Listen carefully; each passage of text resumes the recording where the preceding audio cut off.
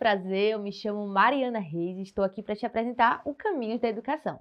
Aqui você aprende e fica por dentro de tudo o que acontece na educação da nossa cidade, nossa querida Feira de Santana. Hoje vamos falar sobre leitura e imaginação em uma prática que atravessa gerações, a arte de contar histórias. Você já parou para pensar o impacto que uma história bem contada tem na vida de uma pessoa? Mas antes, vamos para o nosso Pausa na Dica.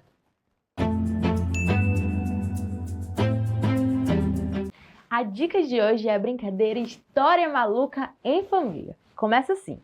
Um membro da família começa com uma frase simples. Por exemplo, era uma vez um menino que encontrou uma mala misteriosa. Aí cada pessoa da família continua essa frase criando uma história juntos, uma narrativa cheia de surpresas de um em um.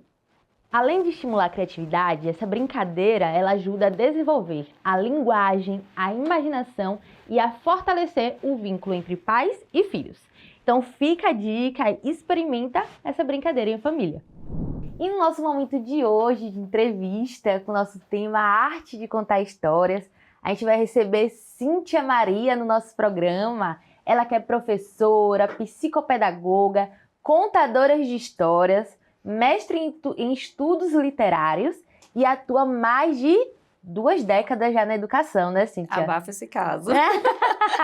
Seja muito bem-vinda ao nosso programa, se apresente para o pessoal que está em casa. Obrigada pelo convite. É uma honra estar aqui, poder compartilhar um pouco das histórias de vida, um pouco dessa travessia enquanto professora, enquanto educadora. Outro dia eu vi um post numa rede social que falava justamente sobre isso, né? A diferença do ser educador. Então, eu gosto muito dessa nomenclatura de ser educadora, porque a gente acredita nas pessoas, né? Eu vivo nessa linha de acreditar.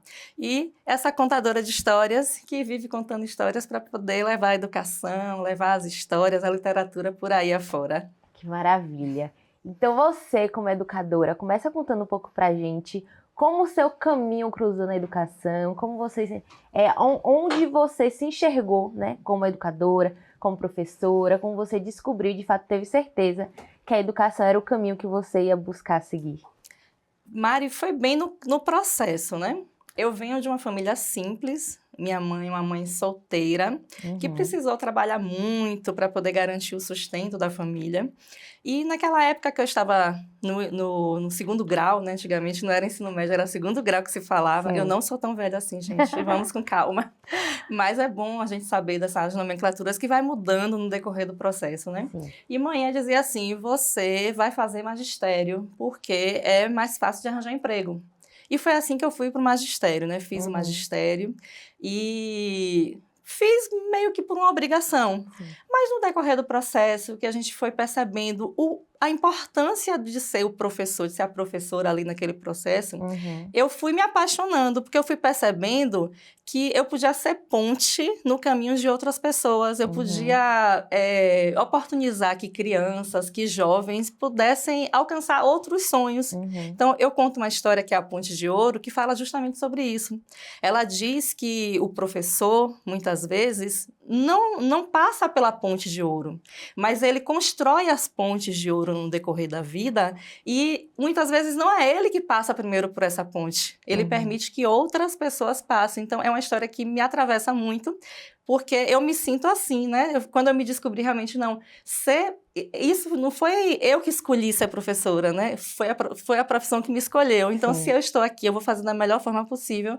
E fui me apaixonando pela profissão, me qualificando, fazendo curso de pedagogia, que eu não tinha, né? No ensino superior, a psicopedagogia, pela necessidade de a gente perceber que existia uma grande demanda de crianças com deficiência, a gente precisava aumentar o conhecimento, né? Trabalhar nessa formação continuada do ser professora, enfim. Então, eu acho que foi a profissão que me fisgou e eu fui percebendo o quanto eu podia ser uma pessoa melhor e fazer com que outras pessoas também evoluíssem, crescessem, né? E assim a gente vai plantando aí essa sementinha pela vida.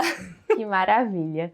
E onde foi que Cíntia, educadora, encontrou a ponte que faz link com a Cíntia, contadora de histórias? Então, né, passamos por um período pandêmico em 2020 e foi um período que eu estava muito sensível. Eu tinha recentemente feito uma cirurgia no coração, tinha tido Éden, né, que é meu filho, meu grande escutador de histórias. E eu estava muito sensível, a gente precisou se readaptar, né, dentro da nossa profissão, na gravação de videoaulas, na gravação, mudar toda a nossa rotina. Sim. E como eu sou muito elétrica, quem me conhece de perto sabe que eu não fico muito parada, né, eu não gosto de ver o ócio, eu tenho sempre movimento, eu percebi que naquele momento eu tinha tempo para estudar. Que às vezes, pela profissão, por a gente trabalhar 60 horas, por a gente ter essa vida muito corrida, a gente acaba tendo pouco tempo para estudo, né? E eu gosto muito de estudar.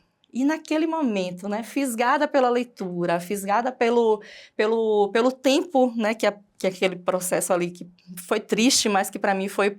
Eu consegui sobreviver àquele processo porque, na minha sensibilidade, eu descobri uma Cíntia contadora. Ressignificou, né? Ressignifiquei. Fui fazer um curso de especialização online, né, remoto, que a UFES ofereceu, que é oferecido pelo Observatório de Contação de Histórias da UFES, né? E aquela disciplina, né, me fisgou a ponto de eu descobrir essa Cíntia contadora de histórias, que me levou ao mestrado em estudos literários também, né?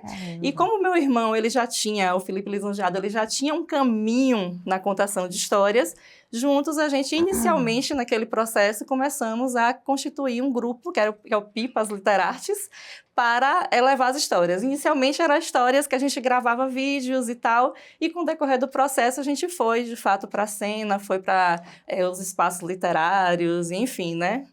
É esse o início da Cíntia contadora de histórias. Perfeito. E aí você citou que esse é um trabalho em conjunto com seu irmão, né? Isso. Então conta pra gente um pouquinho do que é o Pipas, como ele acontece, tanto a sua função dentro do Pipas, a função do seu irmão. Apresente ele também, apesar dele não estar aqui. Então, meu povo, o Pipas Literartes surge lá no processo, né, da pandemia, a gente estudando dentro da universidade essa disciplina de contação de histórias, que inclusive, Mari, é aberta para a comunidade, né? É uma disciplina optativa que é aberta a estudantes, mas também é aberta à comunidade de uma forma geral, né? Sim. Então, ali inicia esse processo de gravações, ok, a gente abre uma empresa, porque a gente precisava circular em outros espaços, né? Sim. E aí a gente recebe um terceiro integrante, né, que é o Léo Sátiro, é um ator de teatro, e ele vem curiosamente para entender qual é a diferença da contação de histórias para o teatro, né? Sim. Porque ele sempre percorreu esse caminho do teatro. Então, ele agrega com a gente e a gente começa a percorrer outros caminhos.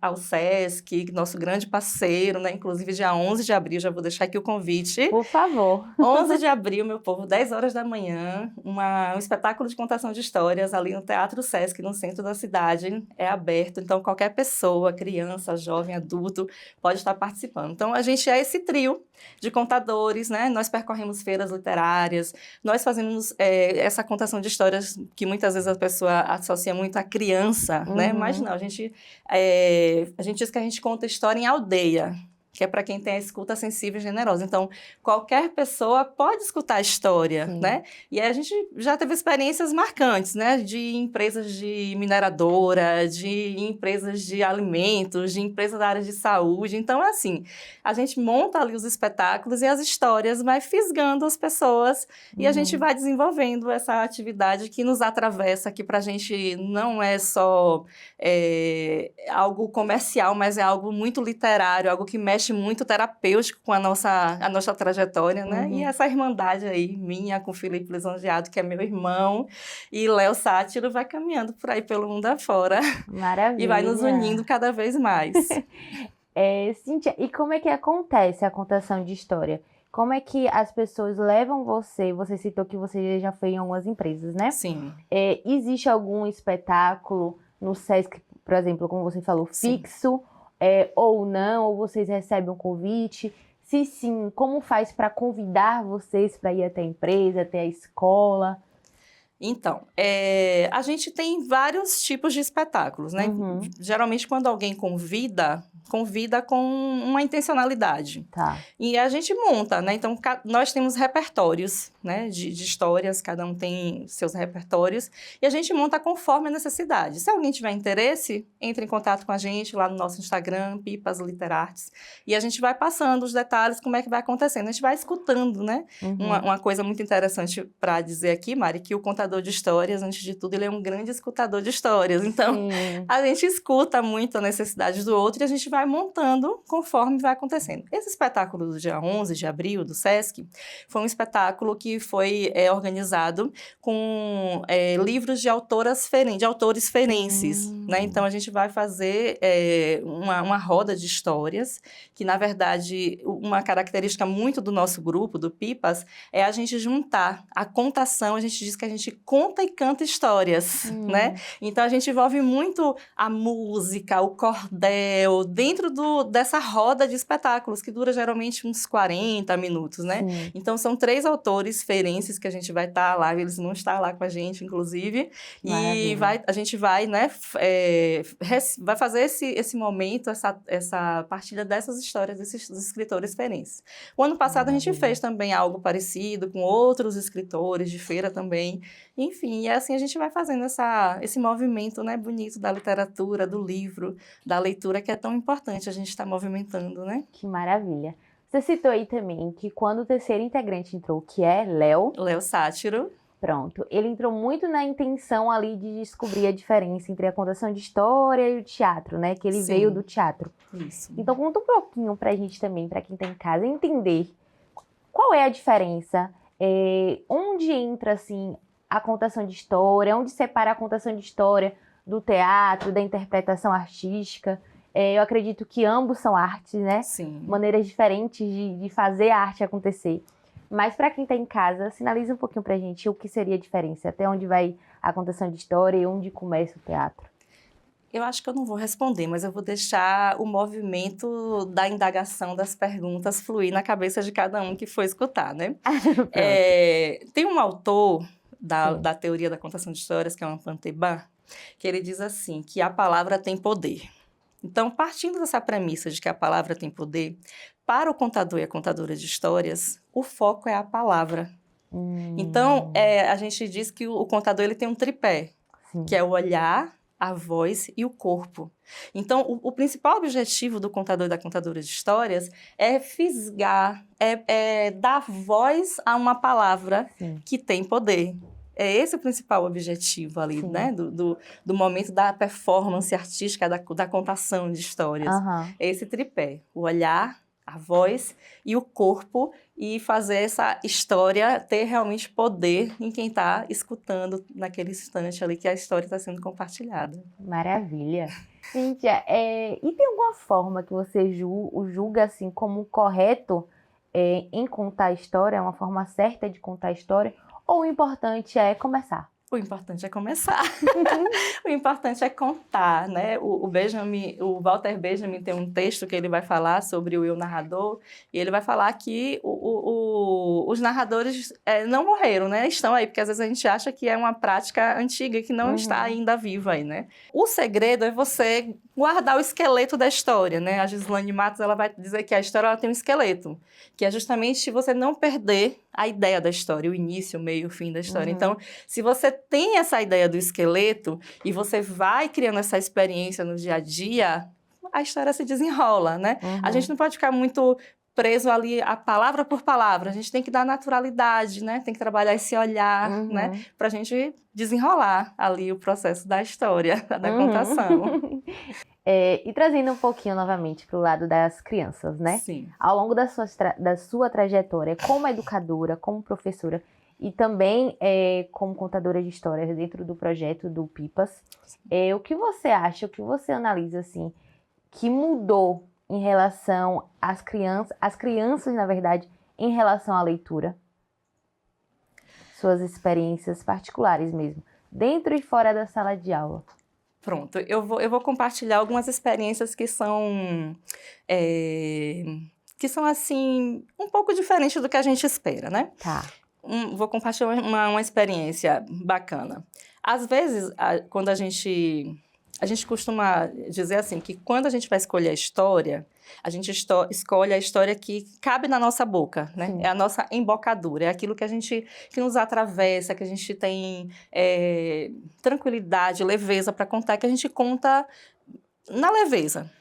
E às vezes, quando a gente vai escolher determinadas histórias, principalmente para contar para criança, né?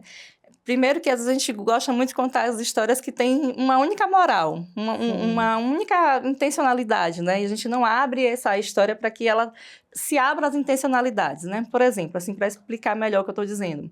A minha pesquisa de mestrado, eu parto da reflexão da cigarra e da formiga, né? E eu parto da Chimamanda Adichie quando ela diz assim sobre o perigo da história única. Então, a gente escutou ao longo do nosso processo educativo, e acho que a maioria das pessoas, de que a formiga era quem trabalhava e a cigarra, ela não trabalhava, ela vivia uma vida ociosa, né?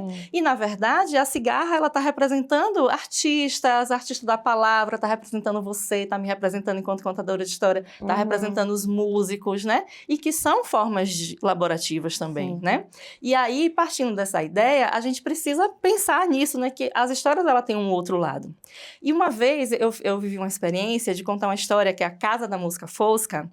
A história, assim, fazendo uma sinopse da história, é uma mosca que ela vai no bosque e ela recolhe todas as amoras. E dessas amoras ela faz um bolo. E ela vai recebendo. Chega um amigo, são animais, né? Nas histórias, os animais falam, os animais têm vida, né? E os animais vão chegando, ok. E aí ela vai partir o bolo. No momento que ela vai partir o bolo, o lobo chega enfurecido, porque ele vai catar as amoras no bosque e ele não acha nenhuma amora. E aí, quando ele vê que está todo mundo reunido e ninguém convidou ele, que na verdade ninguém foi convidado, eles foram chegando, ele fica muito mais irritado. E ele vai lá e come o bolo todo, né? A história termina assim, o lobo come um bolo com uma dentada e pronto, né? E aí uma criança uma vez virou para mim e fez assim, se fosse eu comeria o bolo todo também, igual o lobo. Ele estava irritado, né? Que às vezes eles chamam de né? Ele estava irritado, ninguém convidou. E às vezes a gente pensa assim, mas e não dividiu? Né? Não era para ter dividido com todo mundo? A ideia não é dividir, não é deixar ninguém, né? Então, assim, são histórias que experiências, né? Que a gente vai vendo, que as crianças vão tendo essa resposta, essa devolutiva pra gente, e que vai fazendo a gente pensar assim, não, realmente, né? Chegou a história do jeito que era para chegar, e não da maneira como a gente queria que chegasse, né? Enfim, tem muitas experiências, sabe, Mari? Eu imagino. Continuando nessa linha de raciocínio, qual é o impacto de uma história bem contada no desenvolvimento emocional e cognitivo das crianças, ao seu ver? Um principal impacto é a questão da escuta. Eu gosto muito de falar da escuta, porque hoje em dia nós estamos com esse uso exacerbado da tecnologia, essa vida muito corrida das pessoas. Nós temos parado pouco para nos escutarmos. Escutar em casa, às vezes dentro das escolas, a gente está muito preocupado com o seguir à risca, né? O currículo, o planejamento. E às vezes a gente não percebe que a história, a gente pode ter um planejamento mais completo, um planejamento que a gente pode falar de muita coisa com uma história só, né? E a história vai fazer a gente, um termo que eu escutei esses dias, que eu gostei muito, vai fazer a gente gentificar, que é usar, né, os dados, usar o currículo de uma forma que fique leve e, às vezes, que a gente fisgue melhor o nosso estudante e a gente consiga alcançar o currículo, mas de uma maneira mais livre, mais leve. E fora que as histórias... Eu entendo que as histórias, ela é muito terapêutica, ela é muito afetuosa, né? A gente consegue abraçar o outro e trabalha muito essa questão da escuta. Entendi. Cíntia, hoje a gente vive num mundo, assim, muito tecnológico, vamos dizer assim, né? E as crianças cada vez mais jovens, estão tendo acesso às telas. Então, como educadora e como contadora de história, como é que você pode dar uma dica, na verdade, aos pais que estão em casa em como trabalhar e incentivar o hábito da leitura nas crianças? Que a gente tem uma competição aí que eu digo que não é justa, né?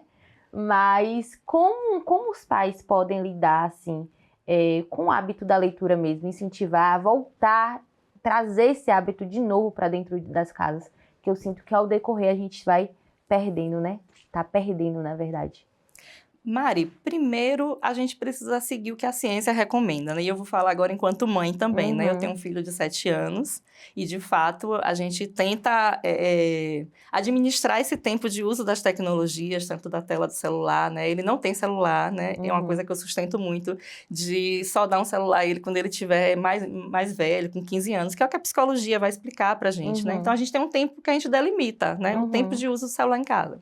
Mas uma dica boa para que a gente tenha mais acesso à leitura é a gente ter os livros. O primeiro passo é a gente ter os livros. Aham. Porque se eu não tenho acesso aos livros, se eu não permito que o meu filho tenha acesso aos livros, se eu também não sou uma leitora, eu não posso oferecer, né? Então, tanto eu como educadora, como mãe, eu preciso lá em casa, a gente tem uma bibliotecazinha, a Eden tem a sua biblioteca, né? Tem acesso aos livros. Eu nunca tive esse cuidado de dizer assim, não pegue o livro para não rasgar, né? Se rasgar, a gente vai ter que ter outra conversa, outro tipo de cuidado, mas a criança, o adolescente, de uma forma geral, precisa ter o acesso ao contato com o livro. E você também precisa ser leitor, porque você não pode falar de algo se você não é a fonte desse algo, né? Então, a gente tem o hábito de contar, às vezes eu conto a história para ele dormir, às vezes eu leio junto com ele num domingo de manhã, que é o horário que eu tenho mais tempo. Então, a gente precisa ter essa intimidade para que o outro também tenha essa intimidade. Eu não posso dizer faça, eu preciso ir junto e fazer, né? Com ele também. É o famoso exemplo arrasta, né? Exato. E para os pais que estão em casa, estão pensando assim, mas meu filho diz que não gosta de ler.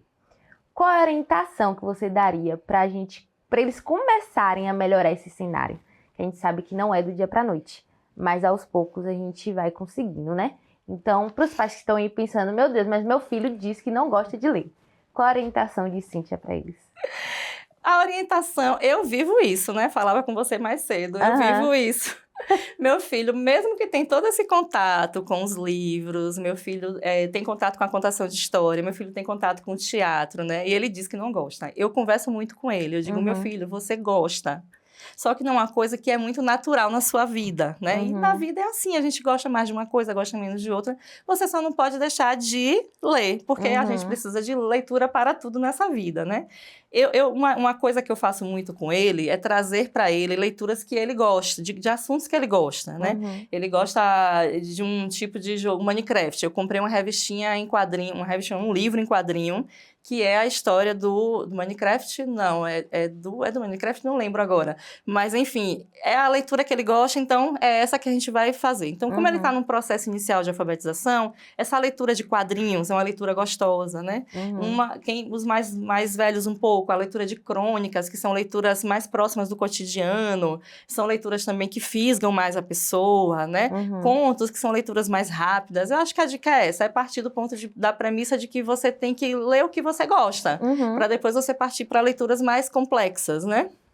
E ao longo da sua trajetória aí, você viveu alguma experiência que você lembra que te marcou profundamente e que para você mostrou de fato o poder que a leitura tem na criança, na pessoa, no ser humano em modo geral? Então, quando você para pensar em toda essa trajetória, tem algum momento que te marcou profundamente? Tem. Foi o período da pandemia. Na pandemia, eu nunca fui uma leitora muito fluente, né? Mas naquele processo da pandemia, eu acredito que esse processo da leitura muito fluente é por conta da correria da vida mesmo. Sim. Mas naquele momento da pandemia, eu ganhei um livro do meu irmão. Beijo, irmão. Que foi o da Clarice Estés, que é Mulheres que Correm com os Lobos. E é um livro gigante, quem conhece o livro sabe que o livro é grande. Eu li aquele livro num passe de mágica. Ali eu descobri, não, eu sou uma leitora, né?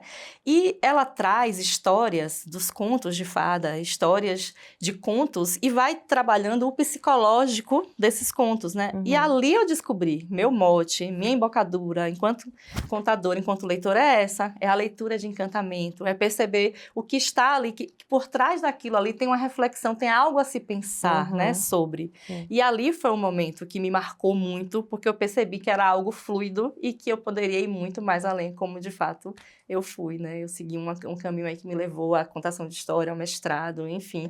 E dentro de uma universidade que, para mim, me é muito cara, é uma casa que eu estimo muito, que é o UFES, e que eu volto, assim, com muita vontade de estar ali, sabe? Em todo o tempo. Que maravilha! E para a gente encerrar, falar com o pessoal que está em casa, como te achar na rede social, se você faz um trabalho na rede social, do projeto também, do Pipas. Agora é o seu momento de se apresentar. Então, meu povo, eu tenho uma rede social que é o Instagram, mas movimento muito pouco. Eu acho que o movimento da gente maior é lá no Pipas, né? Pipas Literartes. Quando vocês digitarem lá no Instagram, Pipas LI, já vai aparecer uma pipazinha lá laranja. Nós fizemos 5 anos no ano passado e a gente agradece, né, se vocês forem seguir a gente, seguir o nosso trabalho. O meu Instagram pessoal é Cíntia Maria Contadora. E, enfim, é isso. Fiquem à vontade para perguntar lá na rede social da gente, para levar a gente também para sua escola, para sua empresa, para a feira literária, seja lá o caminho que você quiser levar a gente, tá bom?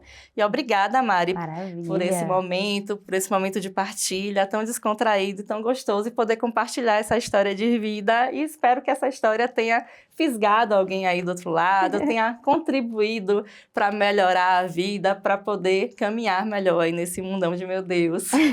Com certeza, maravilha. A gente que agradece. Muito obrigada pelo seu sim, pela sua participação. Parabéns pela sua história, pela sua missão, que eu acredito que a arte de educar é uma missão e você agrega ainda mais com a missão de contar histórias. Então, parabéns, sucesso, que Deus continue abençoando. Amém. E para você que está em casa, a gente se vê novamente terça-feira às 14 horas aqui na TV Feira.